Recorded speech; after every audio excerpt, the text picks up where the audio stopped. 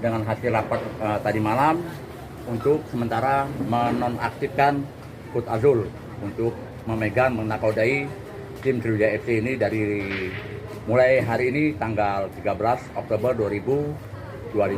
Nah, dari sini kita tim manajemen tegas terhadap tindakan yang kita anggap sudah tidak disipliner ya, karena tidak disiplin.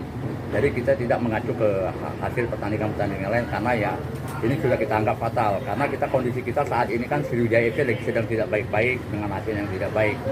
Ditambah lagi dengan adanya laga uji coba yang tanpa izin dan surat tugas dari Sriwijaya membuat Sriwijaya FC harus menerang kekalahan dengan membawa pemain lapis 2 dan lapis 3 itu sangat jadi pukulan keras buat kita bersama dengan kondisi Sriwijaya FC pada saat ini. Maka dari itu kita dari jajaran manajemen sepakat melakukan nonaktif terhadap Coach Azul Kifli untuk menakodai tim Sriwijaya FC. Untuk selanjutnya pelanggaran ini mungkin apel juga ya, kan jelek hasil teman-teman.